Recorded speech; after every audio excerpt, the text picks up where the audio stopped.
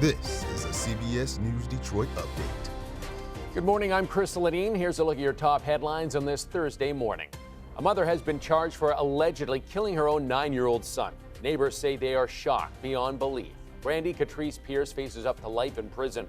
Prosecutors accuse the 41-year-old of burying her child, Zamar King, in the backyard of her home on Whittingham Drive in Detroit. She then took off to Georgia, where she ended up having a run-in with police. That investigation ultimately led authorities back to Michigan. Pierce fled to Georgia with her 3-year-old son. He's now with Child Protective Services. It's still unclear what led to the alleged killing. Local leaders of the Arab community are reacting to President Trump's suggestion to take over the Gaza Strip. In a social media post, the mayor of Dearborn says President Trump's suggestion is another chapter in the ongoing genocide happening in Gaza. He says sending U.S. troops to invade Gaza using taxpayer dollars is not something he thinks anyone can morally justify. Leaders from the Council on American-Islamic Relations say the president's remarks are a contradiction to his agenda. Attorney General Dana Nessel continues her fight against auto theft by expanding the Auto Fraud Task Force. Her office is reporting a rise in Michigan vehicle thefts. In 2023, data shows an increase of more than 4% compared to the year before, and nearly 50% over the last 5 years. Under the expansion, the Auto Fraud Task Force will work with state police, going after high-level auto theft rings operating in Metro Detroit. Meanwhile, her office is warning people of a scam letter targeting people this tax season. She says this fake debt collection letter mentions an overdue tax bill. You would be told to immediately call the provided number, saying they will seize your property if the payment is not made.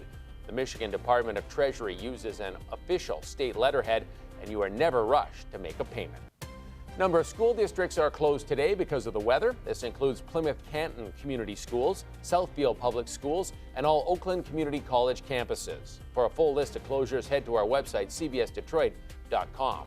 Now let's get an expanded look at that weather. Good morning, Troy. Good morning, Chris. We do have that winter weather advisory that goes all the way through 9 o'clock this morning for now all counties except for Sanilac County. That means we do have difficult driving conditions out there. Most of our roadways are dealing with some ice covered on them, so we're going to have to be dealing with that likely through about 9 o'clock. I do expect the roads to be treated, things to start to improve because the bulk of the moisture and energy has started to move out. 38 will be our high temperature for today, so the ice that we do see on the roadways will begin to melt off into the next few hours and through the afternoon, of course, drying out. So next weather futurecast showing a little bit of snow lingering in some of our northern zones, but much of that ice pushing out into the next couple of hours. That sleet, that freezing rain, that's what moved through overnight, and that's why we have that layer of ice on many roadways, especially bridges and overpasses and those secondary roads. That's where most of the danger will be when you make those turns. Watch out. So leave early so you can get there safely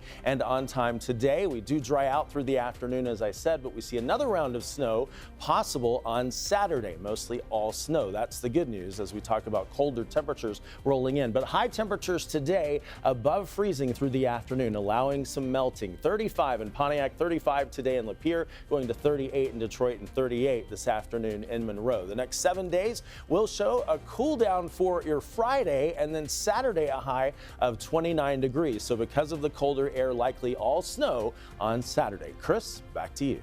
Thanks for that, Troy, and that's a look at your headlines. We'll be back later covering stories that matter to you on air and streaming on the CBS News app and Pluto TV.